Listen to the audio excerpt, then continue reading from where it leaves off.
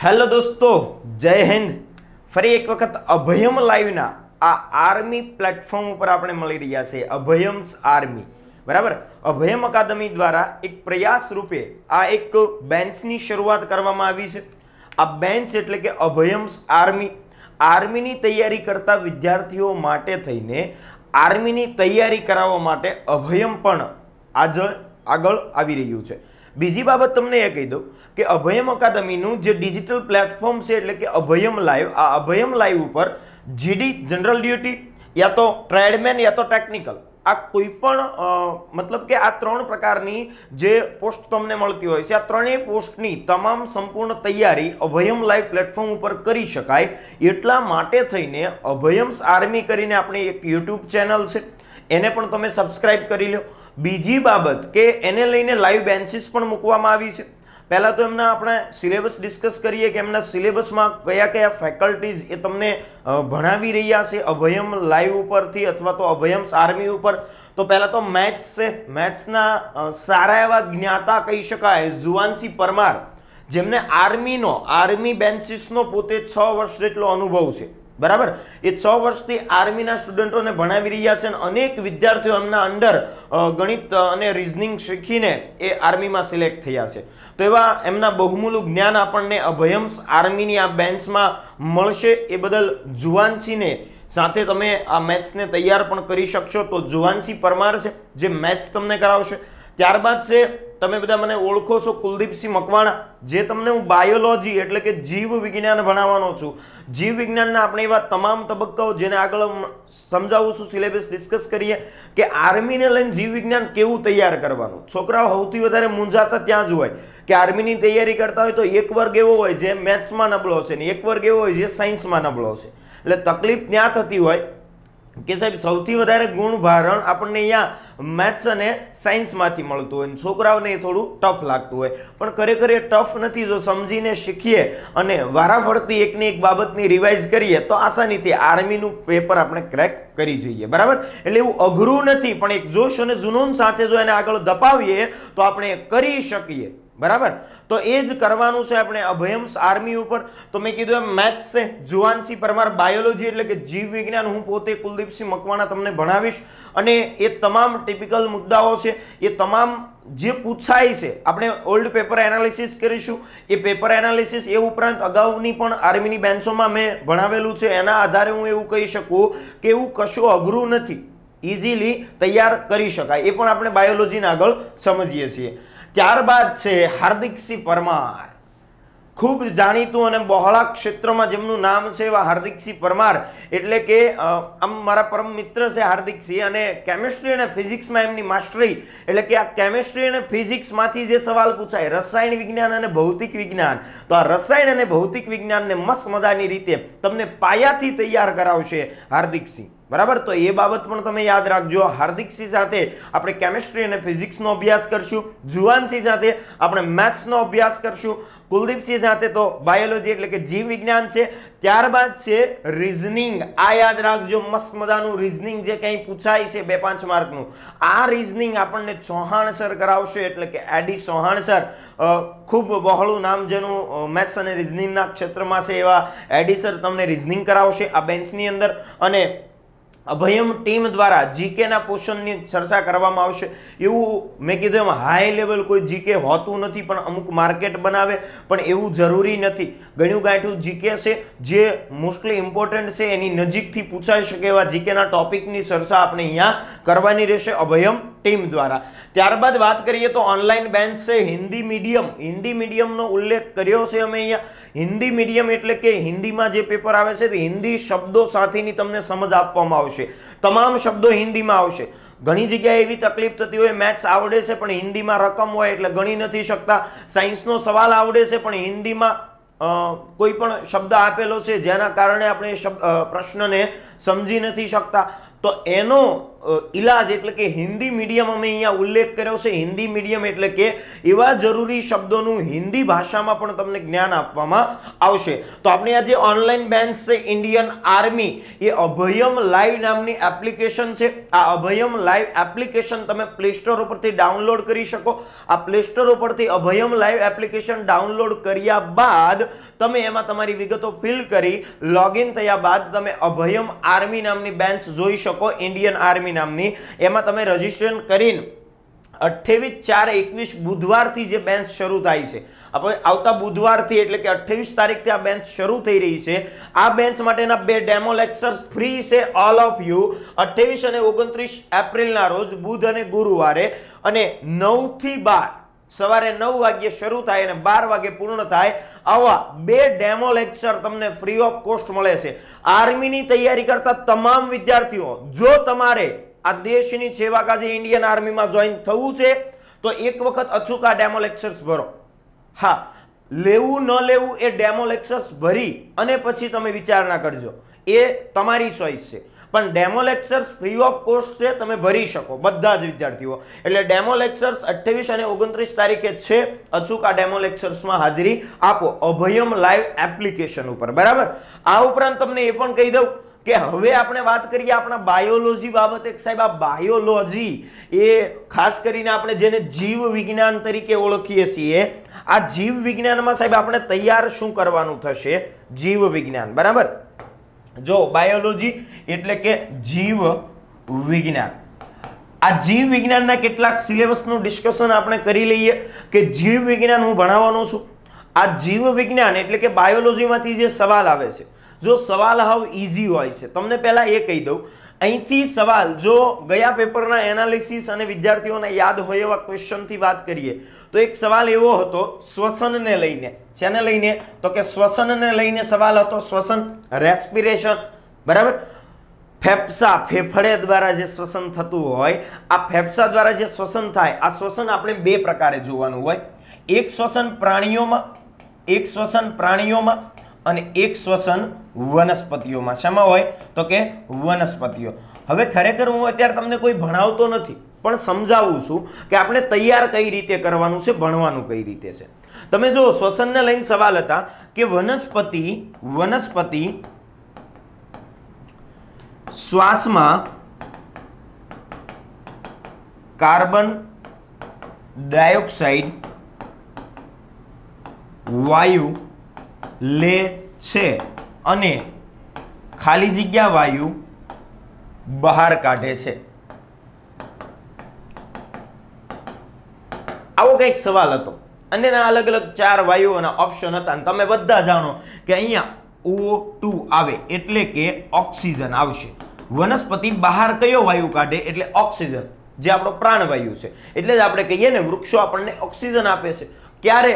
તો કે ભાઈ એ સમજ આપણે ક્યારે લઈશું? તો કે વનસ્પતિઓમાં શ્વસન સમજશું આપણે। ફોટોસિન્થેસિસની પ્રક્રિયા એટલે કે પ્રકાશ સંશ્લેષણની ક્રિયા। કઈ ક્રિયા? પ્રકાશ સંશ્લેષણની ક્રિયા। પ્રકાશ સંશ્લેષણની ક્રિયા એક વખત આખી સમજી જાવ ને એટલે દર વખતે આ શ્વસનનો એક સવાલ તો કમ્પલસરી બને છે। જો બને જ છે સવાલ તો આપણે પ્રાણીઓમાં શ્વસન ઓક્સિજન લે કાર્બન ડાયોક્સાઇડ કાઢે, વનસ્પતિઓ કાર્બન ડાયોક્સાઇડ લે ઓક્સિજન કાઢે છે। જો એટલું બેઝિક આપણને ખાલી શ્વસન આવડી જાય ને તો દર વખતે એમાંથી એક સવાલ બને છે। બસ એને હિન્દી શબ્દો સાથે આપણે અહીંયા સમજ મેળવશું કે આ શબ્દ હિન્દીમાં આવી રીતે તમને પૂછાઈ શકે, અહીંયા કન્ફ્યુઝ કરી શકે। આપણે જો આખીય ચર્ચા કરીએ કે ભાઈ ખરેખર આખા આપણે જે જીવ વિજ્ઞાન છે એમાં ભણવાનું શું છે, તો આપણે શરૂઆત સેલથી કરવાની છે। કેનાથી કરવાની છે? સેલથી આ જીવ વિજ્ઞાનને ભણવાનું છે, બરાબર। જીવ વિજ્ઞાન શરૂઆતથી જ સવાલ પૂછાય ભાઈ જંતુ વિજ્ઞાન કે ફાધર કિસે કહા જાતા હૈ? તો કે ભાઈ એ આવશે એરિસ્ટોટલ, બરાબર। એવા બેઝિક સવાલો વધારે પૂછાય છે આર્મીમાં, એ જીડી હોય ટેકનિકલ યા ટ્રેડમેન, તો એ બેઝિક સવાલ છે। બસ એનાથી જ આપણે શરૂઆત કરીએ તો કે ભાઈ સેલ વિશેની એટલે કે કોષ વિશેની, આ કોષ વિશેની જે બેઝિક ચર્ચાઓ છે, કોષ વિશેનું જો ભણવાનું શું હોય જે સમજી શકાય એવું હોય। અને પહેલા તમને એ કહી દઉં કે હાલ એક ટ્રેન્ડ છે આર્મીની તૈયારી કરતા ઘણી ગાંઠી સેન્ટ્રલની 2-5 બુકો છે, એ બુક લાવે અને એના ઓપ્શન MCQ નકરા ગોખ્યા કરે। નહીં, એવી રીતે નહીં થાય ભાઈ। જો તમારે માત્ર ને માત્ર પહેલા સેલ સમજી લો, સેલ છે શું, સમજી લીધું. પછી આપણે સેલ હશે તો એના એમસીક્યુ ને સોલ્યુશન કરશું. સેન્ટ્રલ એક્ઝામોમાં પૂછાયેલા અને આર્મીમાં જેવી રીતે પૂછાય છે એવા એમસીક્યુ વિથ હિન્દી એનું સોલ્યુશન કરશું કે ભાઈ ચાલો સેલની અંદર આપણે સમજી તો લીધા છીએ, હવે એના જવાબો દઈ શકીએ છીએ. તો કે એ ક્યારે ખબર પડે? એના એમસીક્યુ ને સોલ્યુશન કરીએ તો આપણે લાઈવ પ્લેટફોર્મ થી અહીંયા એમસીક્યુ સોલ્યુશન કરશું કે આ એમસીક્યુ છે તો એનો જવાબ આ બને તો એ કેમ બને છે. બરાબર, બસ આવી રીતે જો સમજતા જાવ ને એટલે આવા એમસીક્યુ આપણે દરેક ટોપિકના મળે એટલા ઘણા બધા એમસીક્યુ ને સોલ્યુશન કરશું તમે અને હું સાથે મળીને, જેથી કરીને આપણો એક પણ સવાલ અહીંથી જાય નહીં. એ બધું એમસીક્યુ માં પણ કવર થઈ જાય અને જે સમજવા જેવી બાબત છે હું તમને અહીંયા સેલ ડિસ્કસ કરીને આપણે આખો સેલ સમજી લઈશું, પછી એના એમસીક્યુ. એવી રીતે પાચન તંત્રમાંથી જે કંઈ સવાલ પૂછાતા હોય, દાખલા તરીકે પાચન તંત્ર, ડાયજેસ્ટિવ સિસ્ટમ, તો અહીંથી જે સવાલ પૂછાય એ પહેલા તો આપણે પાચન તંત્ર શું છે, મુખથી શરૂ થાય મળદ્વાર સુધી ચાલતું ટોટલ 9 મીટર લંબાઈનો આપણા શરીરની અંદર એક પાચન માર્ગ હોય. મુખમાં કાર્બોહાઈડ્રેટનું પાચન થાય, આપણે એવું કહીએ, જઠરમાં પ્રોટીનનું પાચન થાય, આંતરડામાં જતા જતા ચરબીનું પાચન શરૂ થાય, સંપૂર્ણ પાચન એ આંતરડામાં થાય. આ બધા જે બેઝિક સવાલો પૂછાય કે ટાઇલિનનો સ્ત્રાવ કયા અંગમાં થાય, તો કે મુખ में होता है, તો એ મુખમાં ટાઇલિનનો સ્ત્રાવ થાય છે. જઠરની અંદર આપણને મંદ HCl જોવા મળે છે. બસ આ જે બેઝિક છે, પહેલા આપણે આખું પાચન તંત્ર, તો કે સાહેબ જેમ સેલ સમજે એમ કન્સેપ્ટ સમજવાનો. પાચન તંત્ર શું છે, એની અંદર કયા કયા અંગો આવે છે, આ અંગ આવે છે તો બીજા તો આવે જ નહીં. બરાબર, એ લોજિક મારી શકો તમે. જો ઇનકેસ ન સાંભળ્યો એવો ક્વેશ્ચન હોય તો પણ તમે સાચો અટેમ્પ કરી શકો એવો પ્રયત્ન આપણે અહીંયા કરશું. તો પહેલા પાચન તંત્ર શું છે એ સમજવાનું, પછી પાછા એના એમસીક્યુ જોઈ લેવાના ઘણા બધા. એ ઘણા બધા એમસીક્યુ થી એવું બનશે કે જેવો એમસીક્યુ આવ્યો એટલે તરત તમે કહેશો સાહેબ જવાબ આ આવશે. બરાબર, પણ ઘણીવાર એવો કન્ફ્યુઝન વાળા શબ્દો મૂકેલા હશે પ્રશ્નમાં જેનાથી આપણે અલગ અલગ થતા હોઈએ, મતલબ કે આપણને આ પણ જવાબ લાગે, બીજો પણ જવાબ લાગે. એ સમજશું ત્યારે વધારે ખ્યાલ આવશે. તો એનાથી તમે શું કરી શકશો, તો કે એનાથી આપણે જે અહીંયા સોલ્યુશન કરશું, હું તમને મતલબ કે આખું સમજાવીશ કે આને કઈ રીતે તમે ઓપ્શનને દૂર કરી શકો, ખોટા ઓપ્શનને. બરાબર, જેથી તમે આસાનીથી બહુ મસ્ત મજાની રીતે આખું એ પેપર ટીક કરીને આવો. અને નો ડાઉટ જો રનિંગમાં આટલી મહેનત કરી છે અને દોડી જ ગયા છીએ માં ભૌમની રક્ષા કાજે, તો માં ભૌમની રક્ષા કાજે જો આપણે દોડી ગયા છીએ તો એક્ઝામ તો નાની એવી બાબત છે મિત્રો, ગમે એમ કરીને પાસ થઈ જાય. પણ એ ક્યારે, તો કે હાલનો ટ્રેન્ડ બદલાતા ઘણા બધા વિદ્યાર્થીઓ થોડી થોડી તૈયારી કરી રહ્યા છે, થોડા થોડા ક્વેશ્ચન્સ પણ ટફ આવી રહ્યા છે, તો આપણે એક ક્વેશ્ચન સામે લડવા માટે જ આ તૈયારી કરવી પડશે. આ થોડા બેઝિક કન્સેપ્ટ અને બેઝિક એમસીક્યુ નું સોલ્યુશન કરી આપણે આ એક્ઝામને પાસ કરી શકીએ. ઓકે મિત્રો, ત્યારબાદ જો સેલ, પાચન તંત્ર, આ ઉપરાંત આપણે બાયોલોજીમાં શું શું આવે, તો કે સાહેબ શ્વસન તંત્ર આવે, મેં હમણાં વાત કરી, અહીંથી એકાદો સવાલ બની જાય છે. આ ઉપરાંત તો કે સાહેબ આપણને અહીંયા ચેતાતંત્ર, નર્વસ સિસ્ટમ, આખી નર્વસ સિસ્ટમ છે જે ચેતાઓ, બરાબર, તો એ ચેતાઓ વિશે જેમાં આપણે આંખ, કાન, નાક, જીભ, ત્વચા આ બધાનો અભ્યાસ કરીશું. આંખમાંથી પણ સવાલ બને છે, શ્વસનમાંથી તો બને જ છે, ચેતાતંત્રમાંથી, ન્યુરોન્સ, મગજમાંથી પણ સવાલ બને છે. આ ઉપરાંત વાત કરીએ તો આપણું મોસ્ટલી ઇમ્પોર્ટન્ટ રુધિરાભિસરણ તંત્ર, રુધિરાભિસરણ તંત્ર. આ રુધિરાભિસરણ તંત્ર, બ્લડ સર્ક્યુલેશન સિસ્ટમ, રુધિરનું પરિવહન જેને કહીએ છીએ, બરાબર, લોહીનું પરિવહન, તો એ રુધિરાભિસરણ તંત્ર છે જેની અંદર મોસ્ટલી ટોપિક છે રુધિર. આ રુધિરમાંથી પણ આપણને સવાલ મળે છે. મોસ્ટલી આમાં આર્મીમાં સૌથી વધારે સવાલ કયા પૂછાયા ખબર? બ્લડ ગ્રુપના પૂછાય છે. શેના પૂછાય છે? Blood group. બ્લડ ગ્રુપ ને લઈને સવાલો બનતા હોય છે. અને એમાંય તમને કહું, ગઈ વખતે પૂછાયું સર્વદાતા કયું છે, તો કે સાહેબ સર્વદાતા ઈ ઓ છે, સર્વદાતા ઈ ઓ છે. બરાબર, બસ એટલું જ યાદ રાખીને તમે આગળ વધી શકો. પણ સાહેબ આની સિવાયનું કંઈક એકાદો શબ્દ મૂકીને સવાલ પૂછો તો સાહેબ ન આવડે. આપણે એમસીક્યુ વાંચેલા છે, બાકી મૂકી દેવાનું. આપણે કઈ એવું બહુ ઓલું નહીં, બધા આવડવા જોઈએ નહીં, એમ ન બનાય. આ પહેલી વસ્તુ છે. જો તમારે આર્મીમાં જવું છે તો બેઝિક કન્સેપ્ટ કે રુધિર શું છે ત્યાંથી શરૂ કરો. એક જ વાર સમજવાનું છે ને એક જ વાર એક્ઝામ આપવાની છે એટલું વિચારો. જો તમે ગ્રાઉન્ડ ક્લિયર કર્યું છે, તમારે એક જ વાર એક્ઝામ આપવાની છે સાહેબ. અને જો તમે ગ્રાઉન્ડ ક્લિયર કરી શકો એમ છો તો પણ તમારે એક જ વખત એક્ઝામ આપવાની છે. આ એક જ ટ્રાય છે ને એક જ ટ્રાય પાસ થવાનું છે. અને એ કરવા માટે તમારે આ બ્લડ સર્ક્યુલેશન સિસ્ટમ એટલે કે રુધિર શું છે એ પહેલા બેઝિક સમજી લો, પછી એના એમસીક્યુ સોલ્યુશન કરી નાખો. કરવાનું તો એક જ વાર છે ને, પછી એ જ બાબત આપણે એમસીક્યુ ને એટલા રિવિઝન કરશું કે તમે પ્રશ્ન આવતા પહેલા જો એમસીક્યુ ની જરૂર નહીં પડે સાહેબ એબીસીડી ની જરૂર, જવાબ લખો આગળ વધો. પણ એ ક્યારે? આ બધું બેઝિક આપણે ડિસ્કસ કરીશું અહીંયા, જેથી કરીને આપણે આસાનીથી આપણા પેપરમાં જવાબો આપી શકીએ. આ ઉપરાંત રુધિરાભિસરણ તંત્ર બાદ આપણે ઉત્સર્જન તંત્ર છે ભાઈ, ઉત્સર્જન તંત્ર, બરાબર. આ ઉપરાંત પ્રજનન તંત્ર છે, આ ઉપરાંત કંકાલ તંત્ર છે, કંકાલ તંત્ર. આ કંકાલ તંત્રમાંથી પણ સવાલ બન્યો હતો. લિગામેન્ટ્સ શું છે, ટેન્ડલ શું છે, સ્નાયુઓનું જોડાણ છે, સ્નાયુઓનું જોડાણ જેને લિગામેન્ટ્સ કહે છે. આ લિગામેન્ટ્સ એટલે તો અલગ અલગ આપ્યું હતું, પેશીથી પેશીનું જોડાણ, હાડકાથી પેશીનું જોડાણ, બંને પેશીનું જોડાણ અને બંને હાડકાનું જોડાણ. તો જવાબ બનતો હતો हाडकाથી हाडकाનું જોડાણ. हड्डी से हड्डी का मिलना उसको बोलते हैं लिगामेंट. तो ऐसा सवाल यहां से निकल गया था कंकाल तंत्र से. तो આપણને માત્ર ને માત્ર એટલું જ કામ કરવાનું છે કે આ કંકાલ તંત્ર છે તો એમાંથી કેવા સવાલ પૂછાયા. બેઝિક આખું કંકાલ તંત્ર શું છે કે ભાઈ માણસની અંદર કંકાલ તંત્ર એટલે કે અસ્થિઓનું બનેલું આખું એક હાડપિંજર રહેલું છે જે માણસને આધાર, આકાર અને નાજુક અંગોનું રક્ષણ કરે છે. આ જ કંકાલ તંત્ર છે. એ કંકાલ તંત્રમાં ટોટલ હાડકાઓ તો કે 200 ને આમ તો જન્મ સમયે 300 જેટલા હોય, પછી 213 વધે, પછી 206 પુખ્ત મનુષ્યમાં હોય છે. હાડકાઓ કેલ્શિયમ કાર્બોનેટ પ્લસ ફોસ્ફરસના બનેલા હોય છે. હાડકાઓ અમુક એવા હોય જે વળી શકે છે, જે કાસ્થી એટલે કે કુર્ચાના બનેલા છે, કાન અને નાકના હાડકા છે, બરાબર. હાડપિંજર છે તો અક્ષીય અને અનુબંધીય કંકાલ છે, એને સમજીએ. અક્ષીય કંકાલ 126 હોય જ્યારે અનુબંધીય છે આપણી પાસે 80 હોય છે હાડકા. આ હાડકાઓમાં છાતીનું પિંજરું છે, માથાના હાડકાઓ છે, હાથ પગના હાડકાઓ છે, હાડકાઓનું જોડાણ છે. બસ આવું પહેલા બેઝિક સમજી લો કે એટલું આવે છે. પછી તો કે પૂછાયેલા અને અન્ય એવા એમસીક્યુ સોલ્યુશન કરો. એટલે પહેલા તમે સમજેલા જ છો તે, હવે આસાનીથી એમસીક્યુ જ સોલ્વ કરવાના અને એ હું સોલ્વ કરાવીશ, જેથી કરીને કોઈ એમસીક્યુમાં અટવાવ તો સાહેબ આપણે સમજ્યા એમાં ક્યાં કચાશ રહી ગઈ તમારે કે આ એમસીક્યુમાં તમે અટવાયા છો. જો એ કચાશ રહી ગઈ તો એ એમસીક્યુ વખતે પાછું એ સમજી શકાય, બરાબર. તો એવી આપણે ચર્ચા કરશું કે ભાઈ સેલ છે, પાચન તંત્ર, શ્વસન તંત્ર, ચેતાતંત્ર, કંકાલ તંત્ર છે, રુધિરાભિસરણ, ઉત્સર્જન તંત્ર છે.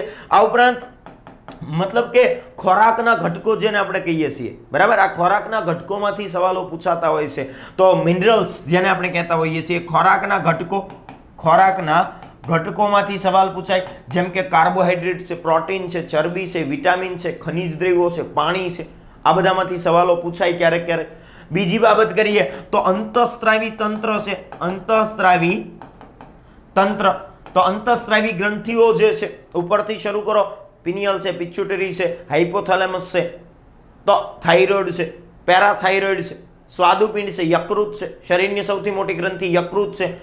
યકૃત સૌથી મોટી ગ્રંથિ છે પણ એ અંતઃસ્ત્રાવી નથી. મિશ્ર હિટેરોક્રાઇન પ્રકારની ગ્રંથિ, મિશ્ર ગ્રંથિ જેને આપણે કહેતા હોઈએ છીએ, બરાબર, હિટેરોક્રાઇન પ્રકારની. તો મિશ્ર ગ્રંથિ એટલે તો કે એ આપણી સ્વાદુપિંડ છે જેને મિશ્રિત ગ્રંથિ કહીએ છીએ. હિટેરોક્રાઇન પ્રકારની અંતઃસ્ત્રાવી છે અને બહિર્સ્ત્રાવી છે.